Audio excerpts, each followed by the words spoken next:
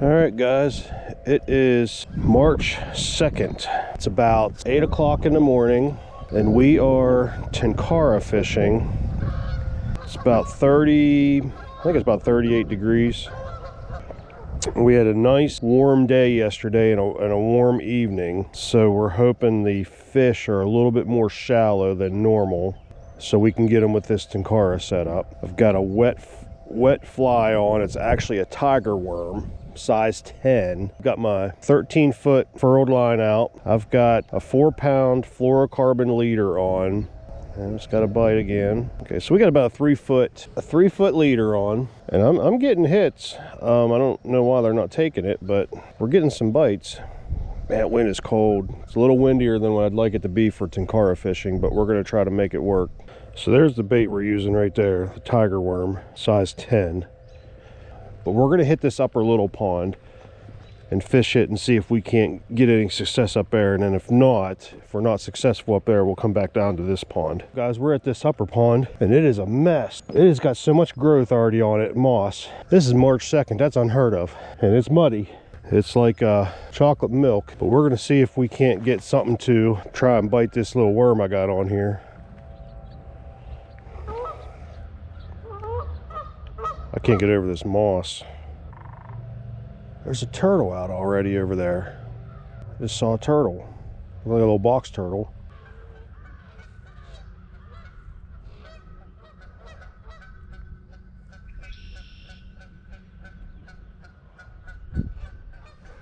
Got him. Oh, nice.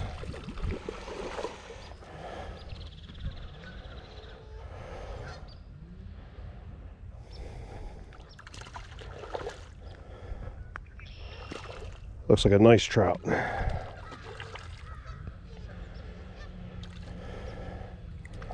Okay, I do want to wear him out a little bit because I got to bring him up against all this moss. Beautiful rainbow.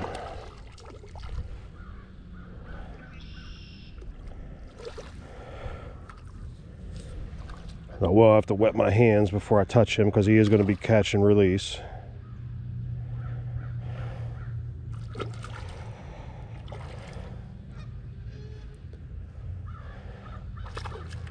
Now that's the second time I casted in that spot, and he got me the first time, but I thought I was caught on the moss, so I didn't really set no hook or nothing. And then that's when I realized I thought it was a fish after the fact. Let's get him through this moss here as good as I can. All right, oh, there he goes. Well, he just got released, which is good. I didn't have to touch him. There he goes. All right, and now I got to restring up. He's swimming away. There he goes. My lure's down there stuck in the moss. It broke off at the damn, I really want to go get that. Okay, let's retie up.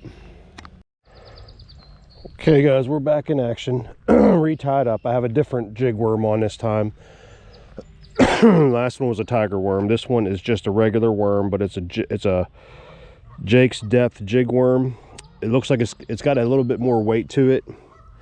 I'm probably gonna have to work it quicker, but we have a spot here where I think there's quite a few trout because I'm seeing some activity on surface. So let's work it through here and see if we can't land another one. Yeah, it drops a lot quicker. Okay guys, we're back. That didn't take long. I lost my worm in a tree, but we've that was my last worm too. That sucks because them things look so good in the water. All right, I got problems here.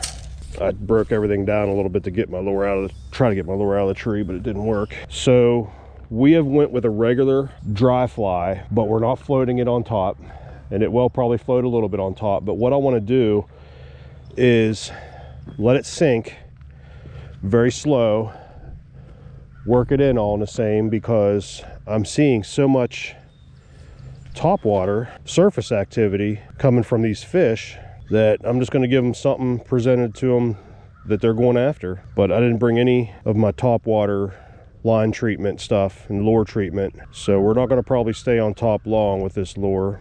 That's okay. I want him kind of be subsurface. Okay, now he's going under. We're just going to work him back in as he's under that surface a little bit.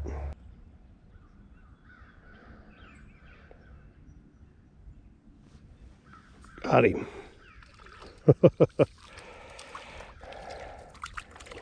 Little bluegill. Man, was he shallow.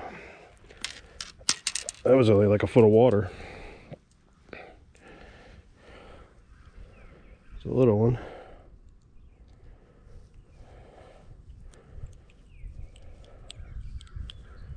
All right, let him go. Let's see if there's anything else back in there. I'm just surprised that he was that shallow. Like I said, guys, this is a dry fly, but obviously I don't have any of my treatment stuff for it, so I'm just bringing it in subsurface, and it is very shallow back here where I'm fishing. I'm surprised that these fish are back in here.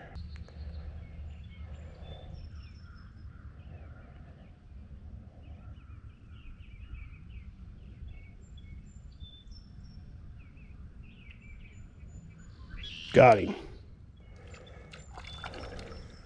A little bit bigger bluegill.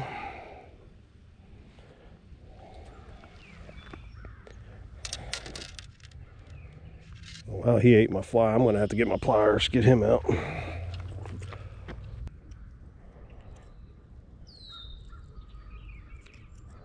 There we are. Get him in there. Okay, guys, we got the release on that fish. I just put a GoPro battery in, and I'm gonna try to... Okay, so my dry fly method's working with the dry fly going subsurface for bluegill, but let's see if we can't find us a trout somewhere in here.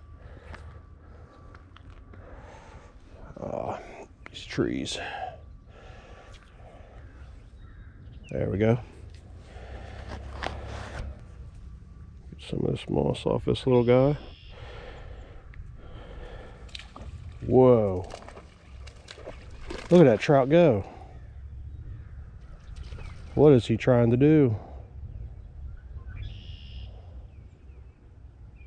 Huh. He was a good sized trout.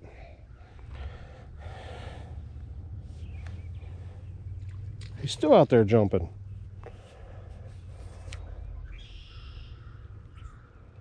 Well, I'm not going to get out as far as he is. Okay, let's move down a little bit here. I'm trying to actively avoid the bluegill. I don't want to catch a bunch of them. I'd like to get a couple more trout on here. And that pocket down there right underneath that tree, I'm seeing a lot of activity, subsurface bubbles and stuff, and that's where I caught them 2 bluegills, so try to stay away from that spot. Okay, I know I said I wasn't going to come back where the bluegill were, but I want to see, since that trout was back here going crazy. Let's see if we can make something happen.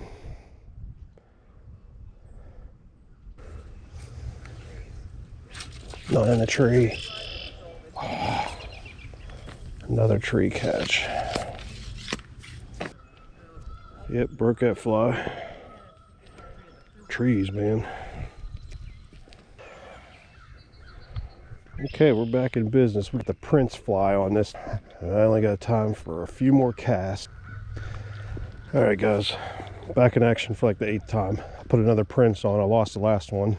We are running out of time to fish.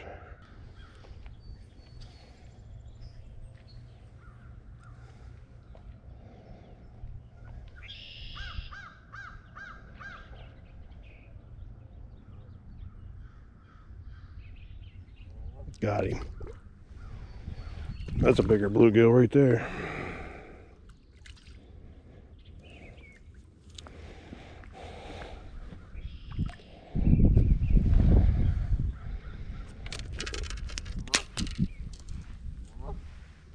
Okay. Boy, he's all tore up down the side. I wonder if I got a hold of him. Let's see if we can get him undone here. He's kind of got that in him pretty good.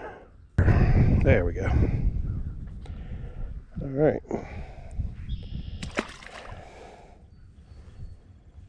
3 or 4 bluegill so far we got.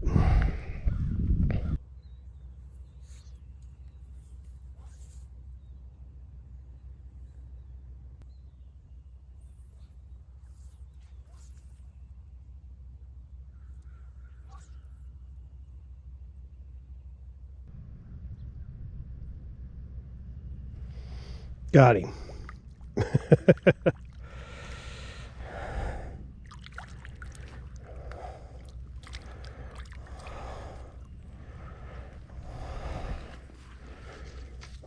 Well, we got a little bluegill here.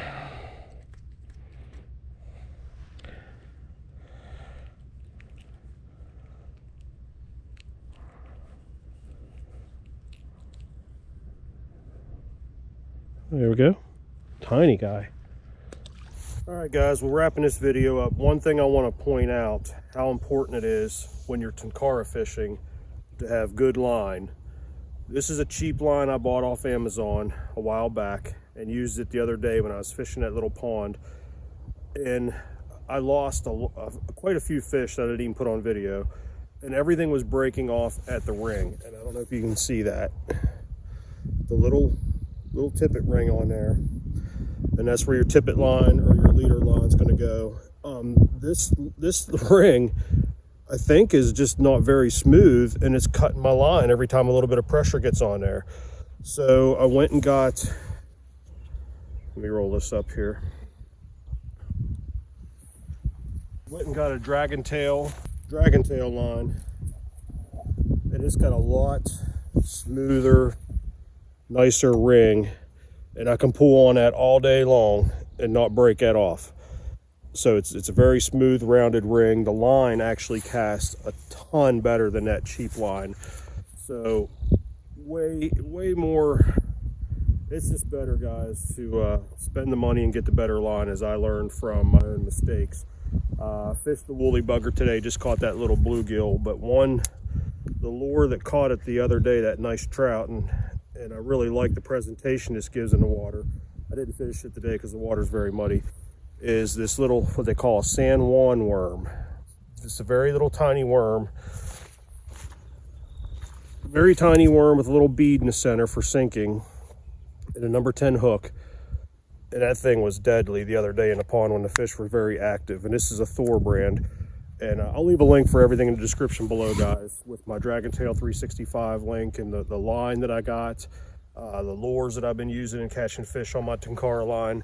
So I hope you enjoyed the video, guys. Get out there and get you some Tenkara fishing going on. See what you think about it. It's a lot of fun. It is. It's really a lot of fun. So, all right, we'll see you on the next lake.